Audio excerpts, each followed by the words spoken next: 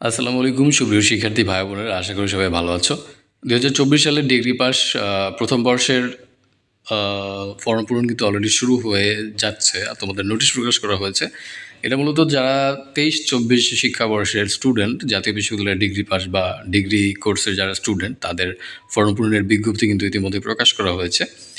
আগামী 23 তারিখ 9 মাস 2025 থেকে 10 তারিখ 10 মাস 2025 পর্যন্ত প্রায় কতদিন 20 দিনের কাছাকাছি সময় তোমাদের ফর্ম অনলাইনে পূরণের আবেদনের যে তারিখ দেওয়া হয়েছে আগামী 23 তারিখ থেকে শুরু হবে। আজ 21 তারিখ, এবং 23 তারিখ থেকে যখন শুরু হবে তখন আমি তোমাদের কিভাবে ফর্ম পূরণ করতে হবে অনলাইনে নিজে নিজে কীভাবে করতে পারবে সেটা একটা ভিডিও দিয়ে দিব। যদিও গেল বছরের ভিডিওটা অলরেডি আছে, সেমভাবেই তোমরা চাইলে করতে পারো। এছাড়াও আমি নতুন ভিডিওটা প্রকাশ করবো আগামী 23 তারিখে যখন তোমাদের ফর্ম পূরণ শুরু হবে।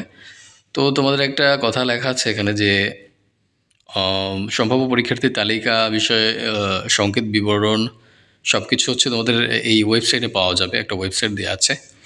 আচ্ছা, খতে বলেছে যে শিক্ষার্থী কর্তৃক প্রিন্টকৃত ফর্ম কলেজে জমা দেওয়ার শেষ তারিখ। আচ্ছা, তোমরা এই যে শেষ তারিখটা দেওয়া আছে, যখন তোমরা ফর্ম পূরণ শেষ করবে এবং যখন এই যে প্রিন্টকৃত ফর্ম কলেজে জমা দিবে, তোমাদের কলেজ থেকেও কিন্তু একটা ডেট দেওয়া হবে যার যার কলেজ থেকে, যে এই তারিখ থেকে এই তারিখ পর্যন্ত এর মধ্যে তোমরা ফর্ম পূরণ অনলাইনে করে টাকা জমা দিয়ে যাও, কলেজ থেকে দেওয়া হবে। সো ওই তারিখে কিন্তু তোমার গিয়ে কলেজে জমা দিতে হবে। সেটা কিন্তু এখানে দেয়া থাকবে না, আলাদা আলাদা কলেজের ডেট আলাদা আলাদা হতে পারে। ওকে, এরপর গ সেকশনে বলা হয়েছে যে শিক্ষার্থী ডাটা নিশ্চয়ন করার তারিখ। এটা কিন্তু কলেজের কাজ, এটা তোমাদের কাজ না। সো এটার ডেট দেখে আমাদের কোনো লাভ নেই। সোনালী সেবার মাধ্যমে টাকা জমা দেওয়ার তারিখ, এটাও কলেজের কাজ। আর এর আগে যে কাজটা তোমাদের করতে হবে, এটা তোমাদের কলেজ থেকে প্রত্যেকটা আলাদা আলাদা কলেজ আলাদা আলাদা নোটিশ প্রকাশ করবে যে এত থেকে এত তারিখ ফর্ম পূরণ করে তোমরা তোমাদের অ্যামাউন্টও দেওয়া থাকবে। এবং আরেকটা বিষয় হচ্ছে, আমি এর পরের ভিডিওটাতে দেখিয়ে দিব যে ফর্ম পূরণের জন্য তোমাদের কি কি ডকুমেন্টস লাগবে তোমাদের। এটা কিন্তু এখানে দেয়া নেই। সো এই জিনিসটা আমি আরেকটা ভিডিওতে, পরবর্তী ভিডিওটাতে জানিয়ে দেব।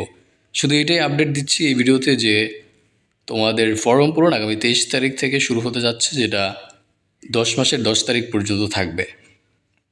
এর মধ্যে তোমরা ফর্ম পূরণ করে ফেলবে আশা করি। আচ্ছা,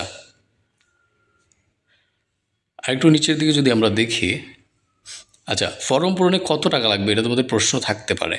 সাধারণত এখানে যদি আমরা যোগ করি সব মিলিয়ে 1800 সামথিং টাকা হয়, কিন্তু এটা হচ্ছে সরকারি কলেজের ফি। এটাও কিছু কিছু ডিফারেন্ট হয়ে থাকে, তবে সর্বনিম্ন এটাই 2000 মতো হয়। কিন্তু বিভিন্ন কলেজে 3000, 3500, সরকারি কলেজগুলোতে 3000, 2500, 3500, আরও কিছু ফি মিলিয়ে।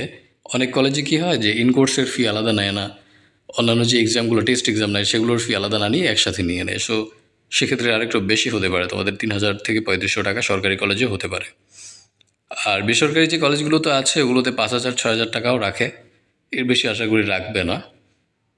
অতিরিক্ত বেশি যদি রাখে সেটার ক্ষেত্রে তোমরা কলেজ কর্তৃপক্ষের সাথে যোগাযোগ করতে পারো সবাই মিলে।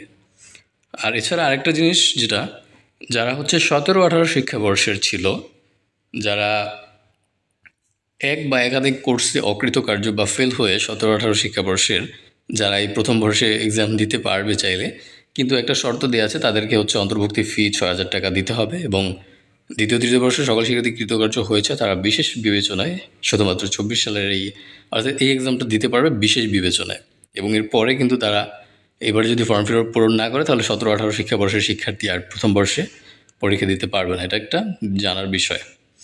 ওকে, আরেকটা বিষয় হচ্ছে এখানে ইম্পর্টেন্ট, যে যারা অনিয়মিত শিক্ষার্থী, ঠিক আছে, যারা হচ্ছে এই 23-24 শিক্ষাবর্ষের না, বর্তমান যারা নিয়মিত এদের সাথে না, তো এর আগে কারা কারা দিতে পারবে সেটা আমরা একটু দেখে নিই।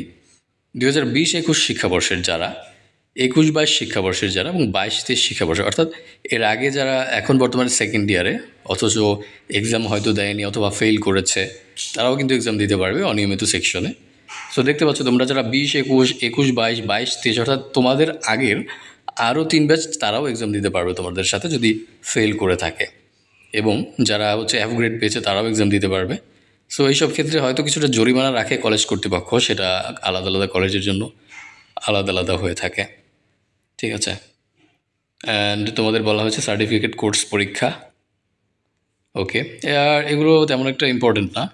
সো আমি এর পরবর্তীতে তোমাদেরকে আরেকটা ভিডিওতে জানিয়ে দিব যে তোমাদের কী কী ডকুমেন্টস লাগবে, সেই ডকুমেন্টসগুলো তোমরা রেডি করে ফেলবে।